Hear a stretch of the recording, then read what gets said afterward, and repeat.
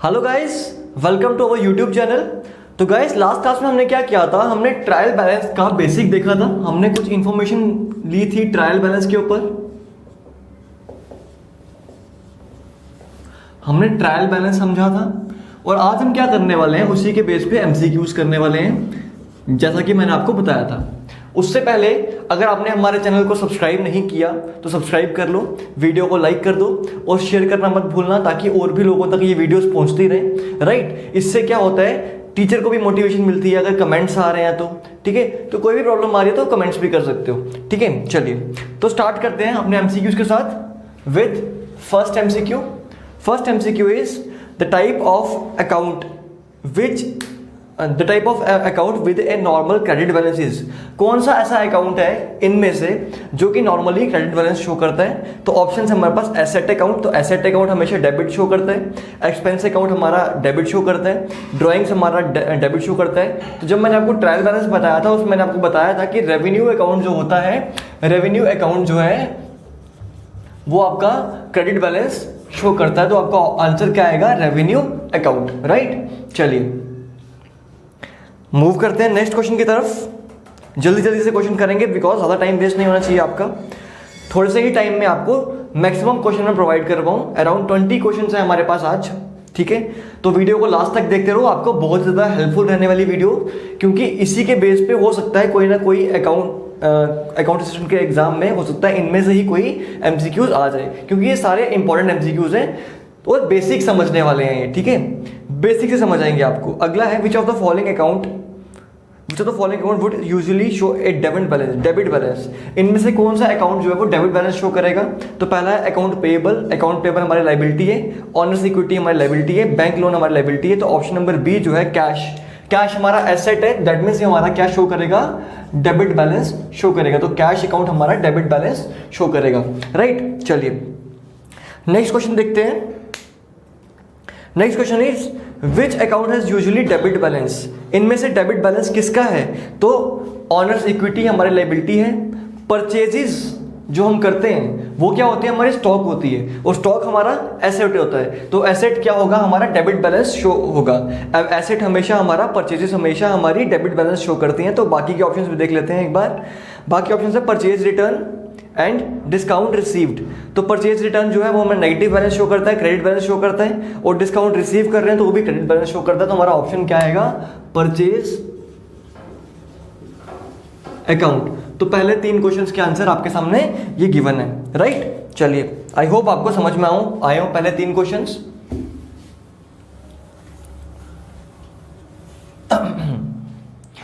Next move करते हैं हम नेक्स्ट क्वेश्चन की तरफ। तो आपके बोर्ड पे क्वेश्चन आ गया होगा। ठीक है, ए ट्रायल बैलेंस विच शोज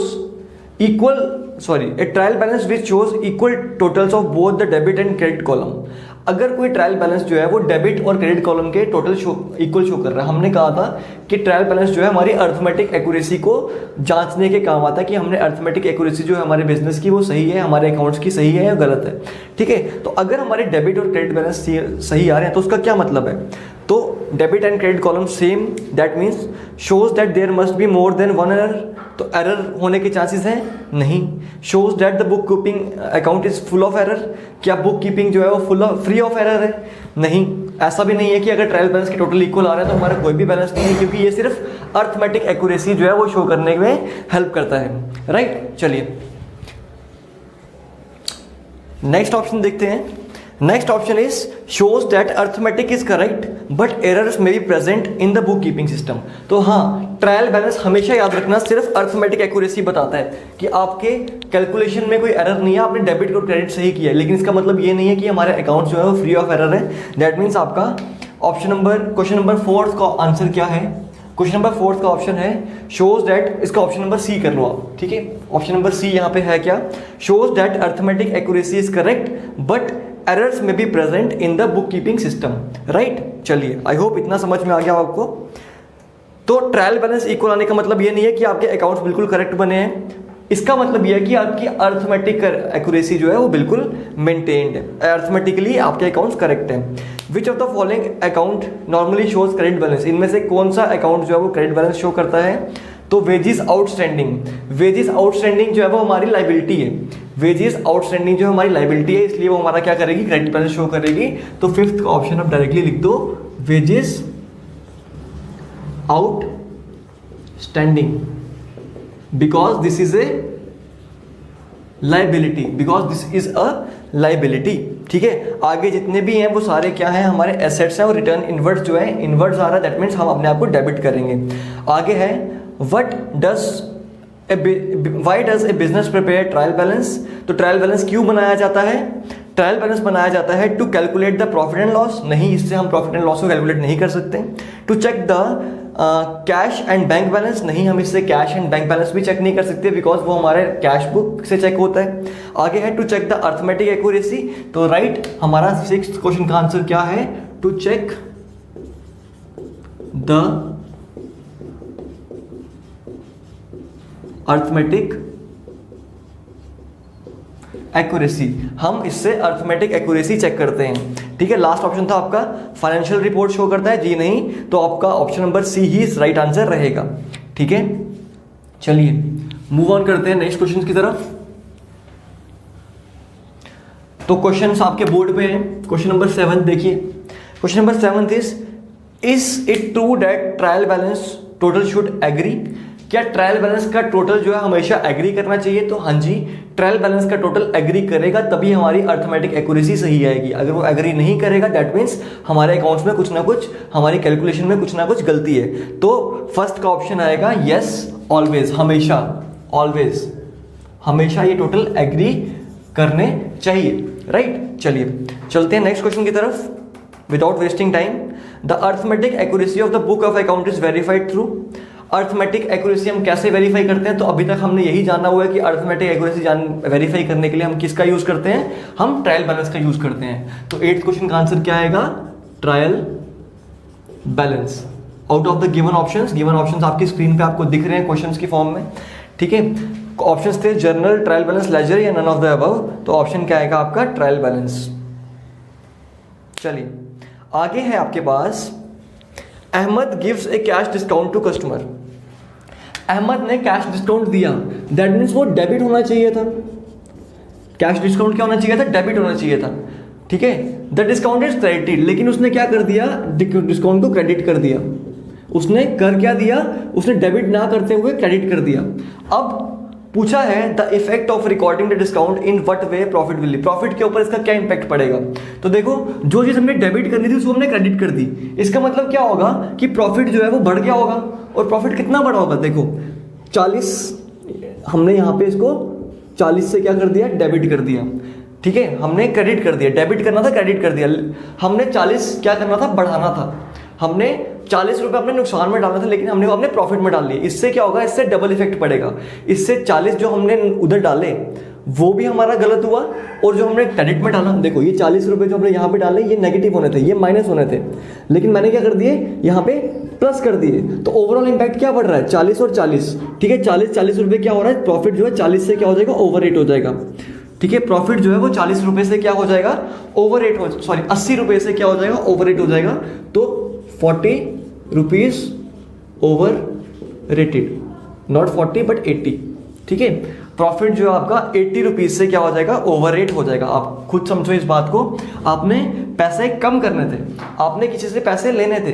ठीक है, एक नॉर्मल एग्जांपल से समझते हैं इसको हम, जैसे कि राम ने मुझे पैसे देने थे, ठीक है 40 रुपये, लेकिन उसको मैंने पैसे दे दिए। अब मेरे को कितना नुकसान हुआ, 40 रुपये जो मैंने उसको दिए वो मेरा नुकसान हुआ, और 40 रुपये जो उसने मुझे देने थे वो भी तो नुकसान हुआ ना मुझे, वो भी उसने मुझे नहीं दिए। दैट मीन्स टोटल कितना नुकसान हुआ, 80 रुपीज़ का। Same is the case with discount, right. तो आई होप ये समझ आ गया होगा।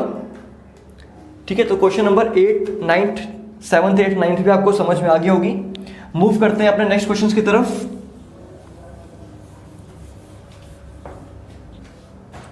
Next question is question number 10,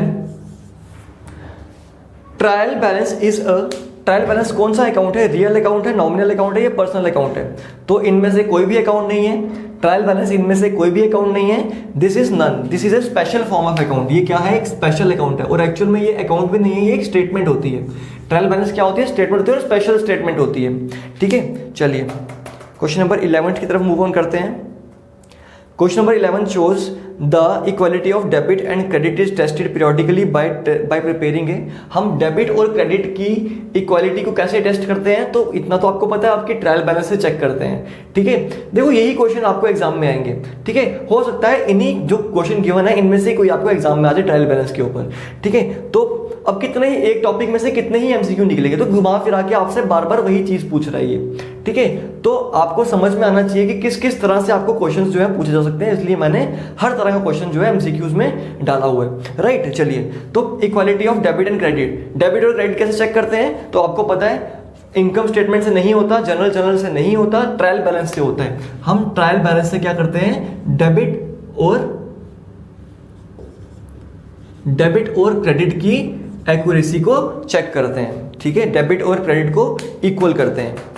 next is which of the following best describes a trial balance, इनमें से क्या है जो ट्रायल बैलेंस को बेस्ट डिस्क्राइब करता है, तो shows all the entries in the book, क्या सारे के सारी एंट्रीज बुक में आती है, नहीं। It shows total balances of book, क्या ये जो बुक्स के बैलेंसेस है, बुक्स यानी लेजर्स, क्या ये लेजर के बैलेंसेस को शो करता है, तो हाँ जी, ये बैलेंसेस को ही तो शो करता है। ये हमारे ट्रायल बैलेंस जो है इसमें हम क्या डालते हैं, इसमें हम लेजर अकाउंट के बैलेंस ही तो पुट करते हैं। दैट मीन्स आपका ऑप्शन नंबर बी करेक्ट है, it shows balances of account.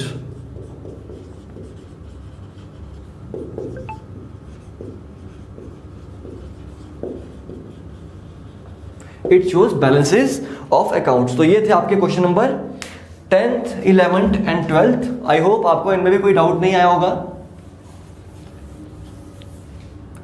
Move करते हैं नेक्स्ट क्वेश्चन की तरफ, क्वेश्चन नंबर 13 की तरफ। What is the question says, एक बार क्वेश्चन को रीड करो और ट्राई करो इसका आंसर खुद देने का।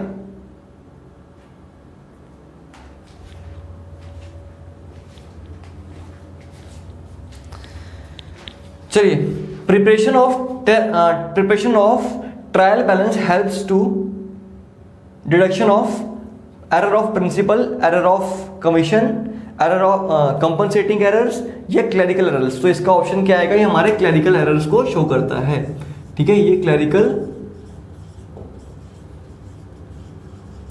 ठीक है, ट्रायल बैलेंस जो है ना हमारा एरर ऑफ प्रिंसिपल शो करता है, ना ओमिशन, ना कमीशन। ठीक है, तो इसका आंसर क्या आएगा, ये हमारा शो करता है क्लरिकल एरर्स।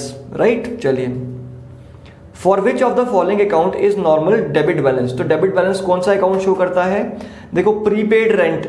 ठीक है, रेंट पेएबल क्या है हमारी, रेंट पेएबल क्या है हमारी लायबिलिटी है। ठीक है, अनअर्न्ड रेंट रेवेन्यू, तो रेवेन्यू है, रेवेन्यू हमारा क्रेडिट बैलेंस है, लेकिन अनअर्न्ड है, दैट मीन्स वो हमारा डेबिट बैलेंस है। ठीक है, रेंट रेवेन्यू है, रेंट हमको आ रहा है, दैट मीन्स वो क्या है, हमारी इनकम है। ठीक है, और इनकम को हम क्या करते हैं, क्रेडिट करते हैं, तो ये भी नहीं होगा। तो डी है हमारा प्रीपेड रेंट। प्रीपेड रेंट मतलब हमने एडवांस में ही अपने खर्चे भर दिए हुए हैं। प्रीपेड रेंट हमारा एसेट है, प्रीपेड रेंट हमारा एसेट है, इसलिए वो क्या होगा, हमारा डेबिट बैलेंस शो करेगा। तो ये तो आपको पहले से ही पता है चीजें, क्योंकि हमने ऑलरेडी भी ये डिस्कस कर ली हैं। राइट, चलिए, तो प्रीपेड रेंट क्या आएगा, आपका ऑप्शन आएगा। ठीक है, द ट्रायल बैलेंस इज, कहा है द ट्रायल बैलेंस, आगे कुछ स्टेटमेंट्स दिए, इज फॉर्मल फाइनेंशियल स्टेटमेंट, क्या ये फाइनेंशियल स्टेटमेंट है, नहीं, ये फाइनेंशियल स्टेटमेंट नहीं है। It is use to prove that there are no errors in journal और लेजर, तो देखो कभी भी ये गलती मत करना ये प्रूव करने की कि अगर ट्रायल बैलेंस इक्वल आना तो हमारी कोई भी गलती नहीं है लेजर में और जर्नल में। ठीक है, गलती हमारी होती है लेकिन अर्थमेटिक एरर नहीं होता।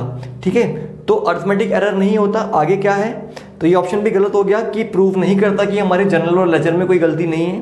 Next C option is provides a listing of every account in the chart of accounts, नहीं।